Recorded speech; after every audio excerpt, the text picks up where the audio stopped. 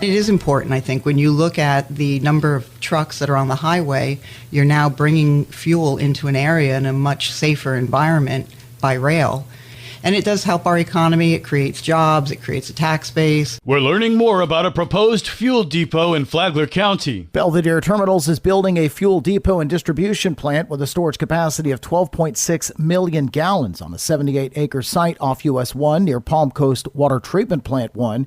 Flagler County Administrator Heidi Petito tells the Friday Free-for-All the project is a priority for the state. We actually spent some time with the Department of Commerce, Deputy Secretary Jason Mahone, which is the department that actually brought this project forward to Flagler County through a legislative appropriation. Through that legislative appropriation, they had outlined about $10 million to go for this particular project, and that project needed to be located within this region between the Flagler, Volusia, and Brevard area. Petito says Belvedere Terminals will invest $80 million in the depot, part of a future gasoline and diesel fuel distribution system. It is something that is currently in the works. They're doing the design, preliminary design right now of the site.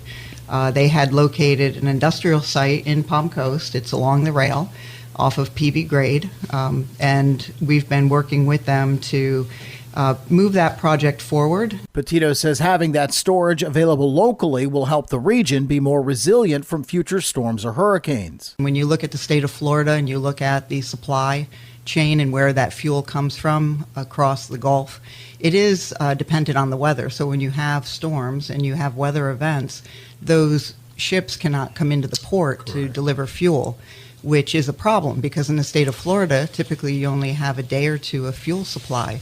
With this project, you are creating more inventory, more capacity. So in the region, you'll now end up having between 7 and 10 days of fuel supply. I'm Daryl Moody reporting. Good morning, Flagler County. I'm Rich Carroll. You're listening to Flagler's Morning News on Monday, March 31st. Hello to everyone in Florida's 6th Congressional District, a very great district. I won it big, and I appreciate it. Election Day is tomorrow, and President Trump held a last-minute tele-rally for congressional candidate Randy Fine in this nail-biter of an election. Polls show this special election to replace Congressman Mike Waltz is much closer than expected. Trump won this very red Congressional District 6 and endorsed Randy Fine. But with Democrat Josh Weil hot on his heels, Trump stumped for Randy Fine Thursday night. We won the popular vote by millions of votes, especially in that area. I love you and you love me, and that's good. But I'm asking you to get out and vote for a true American patriot, Randy Fine. Thank you, Mr. President. On behalf of me, my family, and everyone on this call, thank you for your kind words and for demonstrating what's at stake this election. That won't discourage Democrat Josh Weil. He doesn't see President Trump's endorsement as an ace in the hole. There are a lot of people across the country that are very unhappy with what they're seeing coming out of the White House and what they're seeing going on in Washington. Because Republicans hold a very slim majority in the House, this special election could be very consequential. Only 3 districts are going to get a chance to vote on this based on Donald Trump's appointments. And so people really want to be involved. It's been a truly national campaign. We've had not just fundraising from all 50 states and Puerto Rico, but we have volunteers who've been doing phone banking and postcarding and reaching out and doing voter contact for us from all 50 states and Puerto Rico as well. For Flagler's Morning News, I'm Liz Ryan.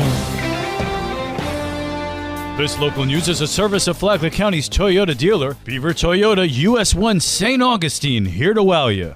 Members of the Human Resources Department were at the school board workshop last week. John Austin reports. They presented their strategies for how to improve the county's teacher recruitment and the retention of current faculty. District 3 Representative Janie Ruddy was focused on how the community can boost retention. Programs that are involved in retaining teachers. We know that data shows that teachers tend to be most effective really starting in year 3, ideally year 5. And we know that when we spend a lot on professional learning for them, it's tens of thousands of dollars that are lost when a teacher leaves. So what are those initiatives, and have you seen any of outcomes yet from those particular programs? Superintendent LaShaka Moore highlighted some of the measures that were already in place. Professional learning communities, the support that's provided through teaching and learning through our curriculum guides, making sure that the resources are there and accessible to them, the support that we've provided at each of our school with our academic coaches at those schools that be able to provide support, providing mentors to those individuals who are coming in those years that you're speaking of, those 1 to 3 years, providing those individuals with mentors that are able to support them through those initial years coming into education. Superintendent Moore added some positivity while stressing that there is still more to be done. And though our numbers are not at zero, we're definitely in a better place than most districts, running about 4%, between 2 and 4% of our vacancies for both instructional and non-instructional. So we're in a good place, but it's something that we have to continue to be mindful of and continue to work. From the WNZF Newsroom, I'm John Austin IV. And now you're up to date on Flagler's Morning News. I'm Rich Carroll. And now, Mike Lee Show with your WNZF local sports update. Matanzas softball continues to be the talk of the county. They enter this week ranked 4th in the region and 8th in the state with a 10-1 record. Tuesday, they take on the alma mater St. Augustine on the WNZF Sports Network. Coach Sabrina Manhart says success starts with the leadership of her seniors. They have worked hard on and off the field. They are doing great in the classroom. They're great leaders on the field for our youngsters, and they're ready to go out and win a championship this year.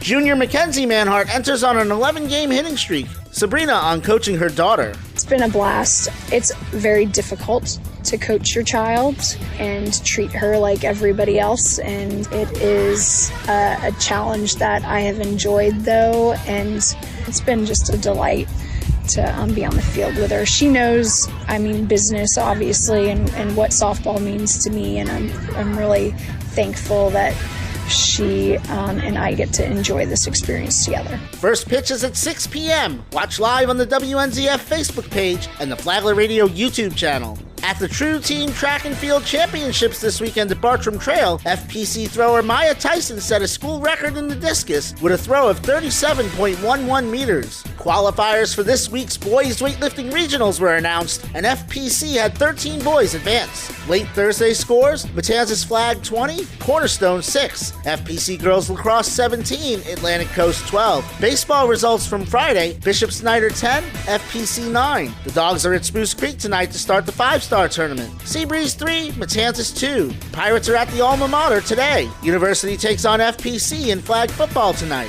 This is your home for local sports, with updates Mondays and Fridays. From the WNZF Sports Desk, I'm Mike Licio.